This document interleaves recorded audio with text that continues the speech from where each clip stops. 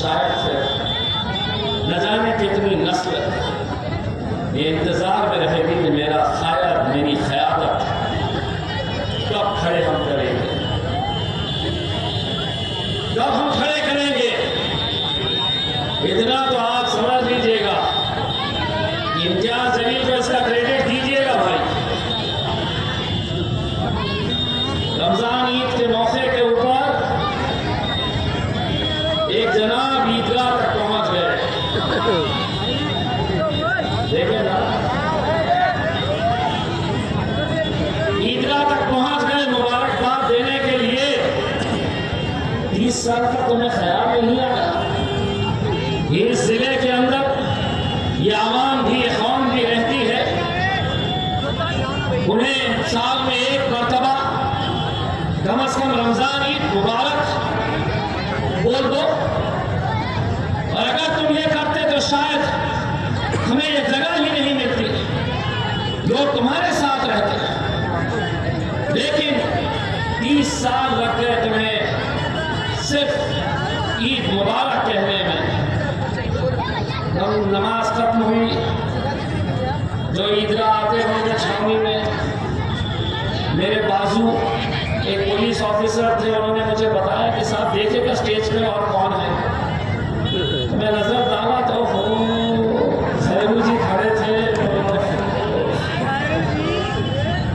उनके पीछे उनके 2-3 पंटना खड़े थे, बार बार बोल रहे थे साहब पब्लिक आएगी ना तो उनको सलाम करना। आप 30 साल के बाद आया तो उसको समझ में नहीं आ रहा था कहाँ शुरू करना, कहाँ खत्म करना। सलाम अलैकुम, सलाम अलैकुम, सलाम सलाम सलाम सलाम सलाम। और अब बात वहीं पे ख़त्म नहीं हुई।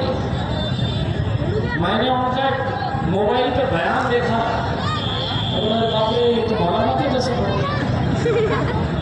क्या बयान है। मुसलमानों 5 वक्त की नमाज पढ़ो, नमाज पढ़ना चाहिए। और यहीं पे नहीं रुके साहब, नमाज पढ़ के बाहर निकलते हैं, लोग खड़े रहते हैं, तो हमने क्या करना।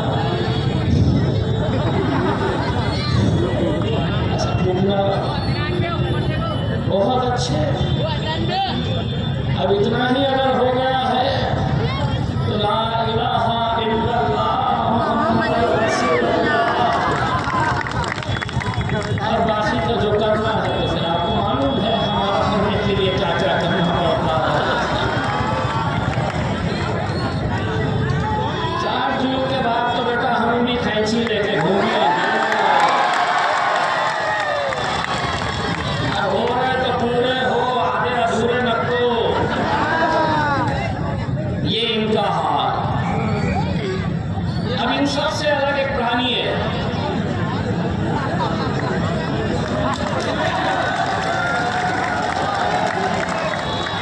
सबको मालूम विचित्र प्राणी कौन है। मतलब वो खैरे का क्या हाल है। ये मेरा आखिरी इलेक्शन है, देता मेरा आखिरी इलेक्शन, मेरा आखिरी इलेक्शन दे दो।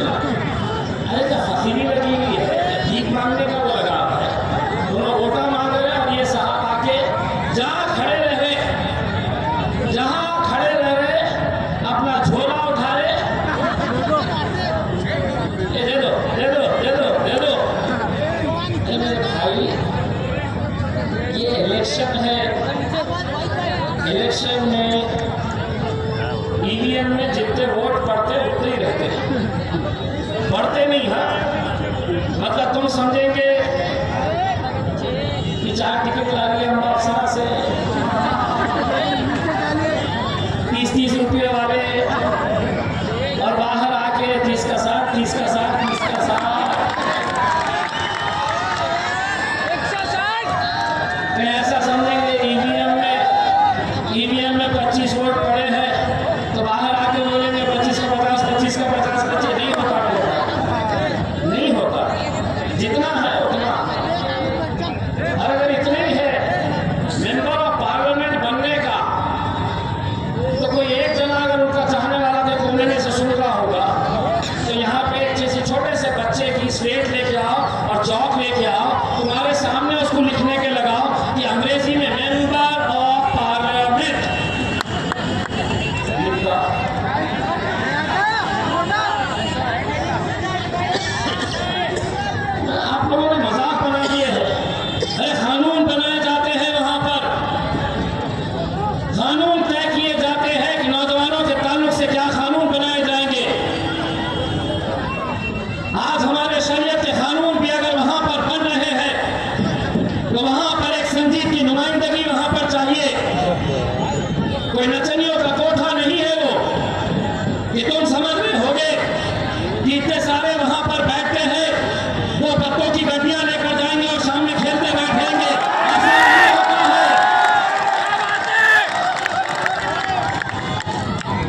नहीं, मैं सोशल क्लब चलाता हूँ। अच्छा, अल्लाह रसूल की बातें, जुआ, सारे 2 नंबर के धंधे। अब बोल रहे हैं कि मेरा मुकाबला खैरे से नहीं, उम्रे से नहीं। मेरे राजा इलेक्शन लड़ रहे हैं, एक आध मरतबा अपने भाषण में भुगरे को भी टारगेट करो, खैरे को भी पकड़ो, जहाँ उठे सुटे 300-500 रुपए वाले तो यूट्यूब वाले को बुलाते ले रहे कभी ले। आज मैं इम्तियाज जलील को और देता हूँ, सुबह दोपहर शाम बस इम्तियाज जलील, इम्तियाज जलील, इम्तियाज जलील। अब तो उनके कोई घर वाला बोला था एक दिन रात में नींद में से उठ कर मुझे इम्तियाज आया था।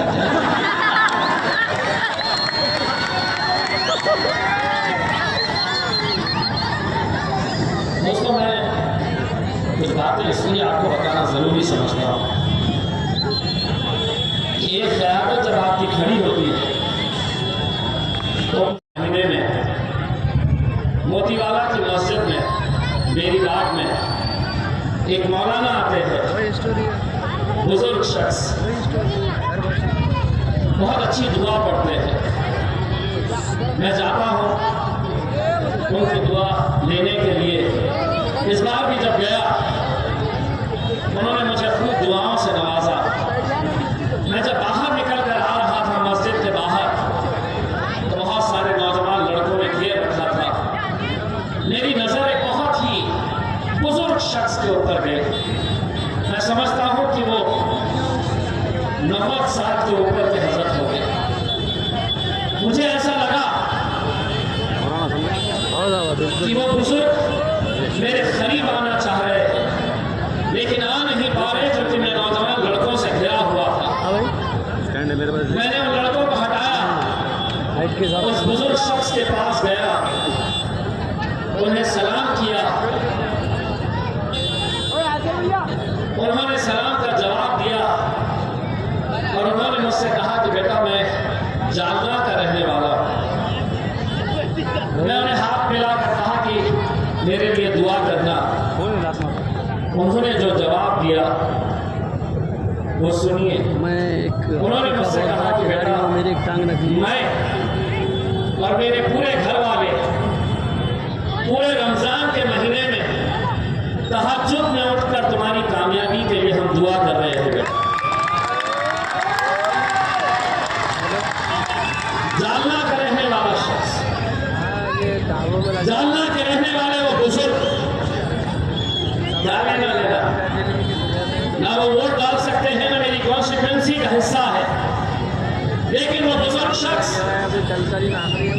क्या वजह है कि वो तहज्जुद में उठकर 1 मेंबर ऑफ पार्लियामेंट उसके लिए पूरा घर अगर दुआएं मांग रहा है तो वो कैसा मुसलमान होगा। और यहाँ के कुछ कैसे मुसलमान हैं जो आपसे कह रहे हैं इम्तियाज जलील को इस बार वोट देने का मतलब नरेंद्र मोदी को ताकत देने के बराबर है। मोदी को हमें कमजोर करना है तो यहाँ पर इस बार चंद्रकांत खैरे को यहाँ पर वोट देना। आपके महल्ले में भी आए होंगे, होटलों में बैठे होंगे, आपको समझाने की कोशिश कर रहे होंगे। अरे 543 सीटें हैं लोकसभा की, सारी तकलीफ तुम्हें महाराष्ट्र के एकलौता एक मुसलमान एमपी से क्यों है, ये सवाल मैं तुमसे करना चाहता हूं। जीत जाओ, पूरे के पूरे 47 तुम महाराष्ट्र के जीत के बताओ। और अगर लोकसभा के अंदर तुम पहुंच भी गए 47 के 47, मैं तुमको दावे के साथ कहता हूं कि कल को अगर यूसीसी का कानून आया, सीएनआरसी का कानून आया, ट्रिपल तलाक के कानून के टाइम पे आपने देखा कि कैसे गूंगे, मुक्के और बहरे बनकर बैठे थे। अब भी अगर आपके खिलाफ कोई कानून आएगा तो एक एमपी किसी भी पार्टी का हो, एक एमपी में ऐसी हिम्मत नहीं कि वहां पर खड़े रहकर हुकूमत की मुखालिफत करे। अगर वहां पर कोई चट्टान की तरह खड़े रहता है, कोई मोदी की आंखों में आंखें डालकर सवाल करता है, तो वो मेरा ख्याल बैरिस्टर असदुद्दीन अवैसी है।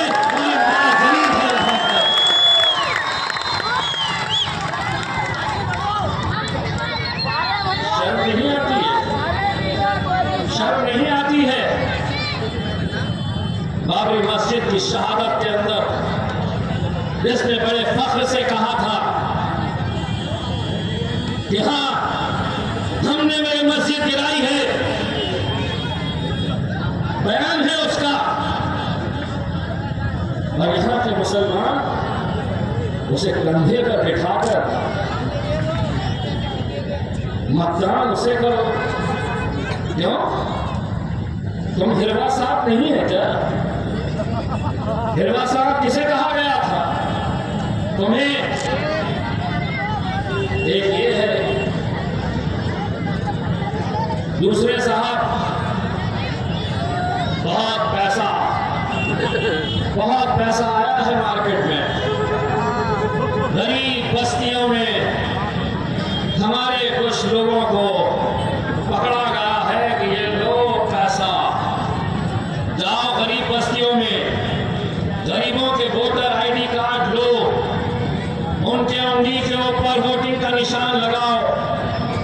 वोटर कार्ड इलेक्शन के एक दिन बाद तक उनके पास रहेगा, उसके बदले में तुम्हें पैसा दिया जाएगा। पैसा कितना?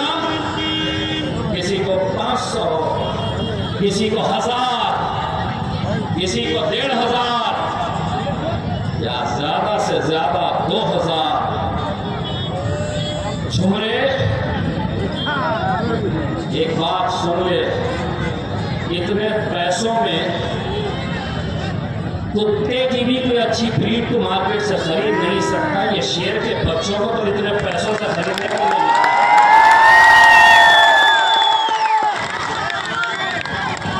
और जो दल्ले ये काम कर रहे हैं चंद पैसों की खातिर, वो अपनी जेब तो भर लेंगे लेकिन इस कौम का सौदा कर रहे हैं।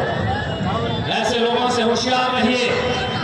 मैं आपको बताता हूं, इस इलाके के अंदर भी, इस इलाके की बात कर रहा हूं, 13 तारीख के दिन आपको खुद महसूस होगा कि किसने लाया है वो हराम का पैसा। जो यहां पर ये कोशिश करने वाला है कि इसके वोट बढ़ जाए, इनके वोट बढ़ जाए, ऐसी कोशिश यहां